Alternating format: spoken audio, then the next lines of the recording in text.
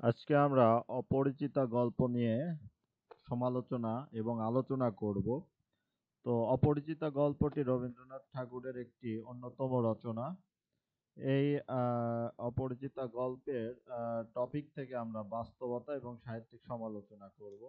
তো আমরা এখন শুরু করব এবং এই সাহিত্যিক সমালোচনা সম্পূর্ণ একটি ব্যক্তিগত অভিমত। এখানে ভুল ত্রুটি হলে বা থাকলে প্রথমত আমাকে ক্ষমাসুলভ দৃষ্টিতে দেখলে চিরকৃতজ্ঞ থাকব। গল্পের মূল চরিত্র দিকে যদি আমরা তাকাই, এখানে হচ্ছে গল্পের নায়ক হলো অনুপম এবং তার মামা।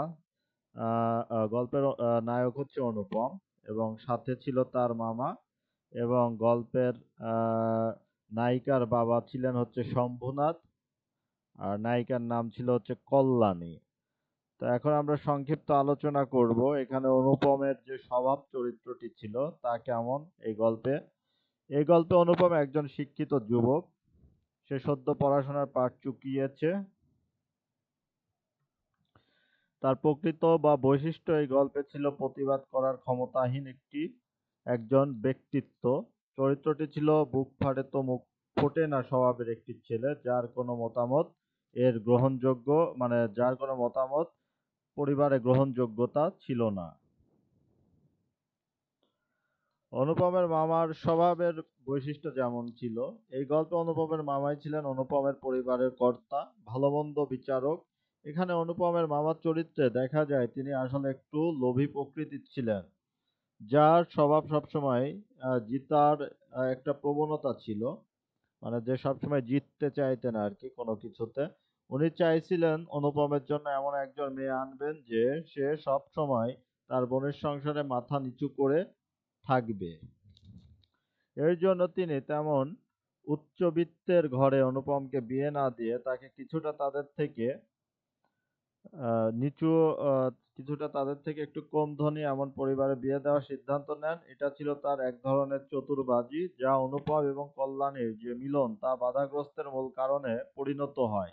এটা গল্পের পরিশেষে বাধাগ্রস্তের মূল কারণে পরিণত হয়। আর এর মূল কারণই ছিল অনুপমের মামা, যা অনুপম কল্পনাও করেনি। এখন শম্ভুনাথ যে চরিত্রটি, সেই চরিত্রটি নিয়ে এখন আলোচনা করব। যে চরিত্র একজন প্রতিবাদী এবং আদর্শ পিতার চরিত্র। তিনিও উচ্চশিক্ষিত ছিলেন, কিন্তু তার পূর্বপুরুষ বিত্তশালী হলেও কোনো এক কারণে শম্ভুনাথ কিছুটা পূর্বপুরুষ অপেক্ষা পিছিয়ে পড়েন। যাই হোক, এই গল্পে শম্ভুনাথ চরিত্রটি একটি উদারতার প্রতীক। ওনার প্রতিবাদের ভাষাটা ছিল ভিন্ন, কারণ আমরা এখন সেটাই আলোচনা করব।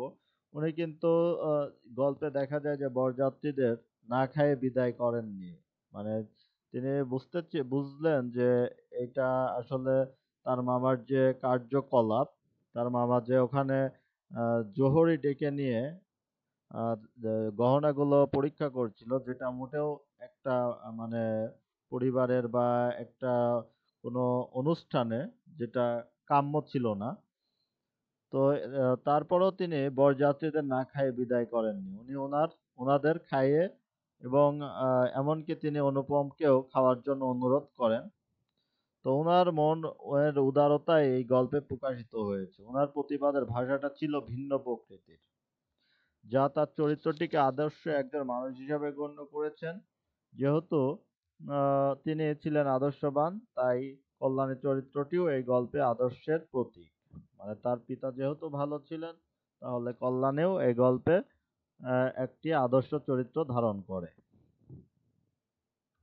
আমার চোখে এই গল্পটি যেমন হতে পারত, এই এটা আমার সম্পূর্ণ ব্যক্তিগত অভিমত। প্রথমে আমি ক্ষমা চেয়ে নিচ্ছি যে কবিগুরু রবীন্দ্রনাথ ঠাকুর সম্পর্কে আলাদাভাবে কিছু উপস্থাপন করতে, কিন্তু আমি মনে করি আমি অতি ক্ষুদ্র একজন ভক্ত হিসেবে তার সম্পর্কে আলাদাভাবে সমালোচনা করার অধিকার তিনি আমাকে দেবেন। আমি শুধু এতটুকুই পরিবর্তন করতে চাই, তিনি যে কল্যাণীর সাথে অনুপমের সাক্ষাৎ ঘটিয়েছিলেন সেটা কল্পনাতেই থাকা উচিত ছিল, কিন্তু তিনি তার গল্পে এটা আসলে লাস্টের দিকে প্রকাশ করেছেন যে ট্রেনে বা গাড়িতে তার সাথে যে মেয়েটির দেখা হয়েছিল সেটা মূলত ছিল কল্যাণী।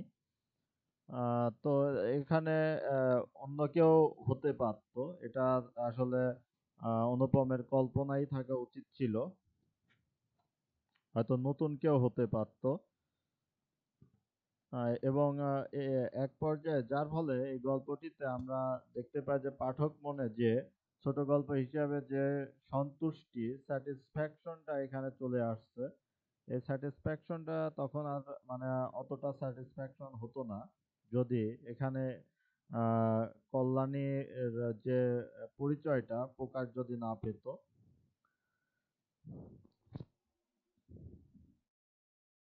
যার ফলে ছোট গল্পটির আমরা রবীন্দ্রনাথের যেসব ছোট গল্প দেখতে পাই যে একটি অসন্তুষ্টি ভাব থাকে, যে লাস্টের দিকে হয়তো এটা পরিপূর্ণ মিলন ঘটে না। তো এই গল্পে আমরা যদি দেখি তাহলে আমরা দেখতে পাই যে পরে আহ, আমাদের যে গল্পের নায়ক অনুপম, সে কিন্তু আহ, কল্যাণীকে নানাভাবে সাহায্য করার জন্য প্রায় তার কাছে যেত এবং সে তাকে তার সঙ্গ সেখানে সে পেয়েছে। তো এটা হচ্ছে এক ধরনের সন্তুষ্টি পাঠক মনে জাগ্রত করেছে। তো ছোট গল্প হিসাবে আমি মনে করি যে অসন্তুষ্টি থাকাটা ভালো। এটা পাঠক মনে একটু ভিন্ন চিন্তার সঞ্চার করে এবং একটা অপূর্ণতা দান করে, যা এই অপরিচিতা গল্পে সেটা হয়নি। যেরকম আমরা চোরাবালিতে একটা অপূর্ণতা ভাব আমরা অনুভব করেছি, কিন্তু সেটা কিন্তু এই আমরা এই গল্পের ক্ষেত্রে, অপরিচিতা গল্পের ক্ষেত্রে আমরা সেটা পাইনি। তো আমি মনে করি যে রবীন্দ্রনাথ এখানে একটু সচেতন হলে হয়তো এই গল্পটি আর একটু সুন্দর হতে পারতো। তো ধন্যবাদ, এ পর্যন্তই।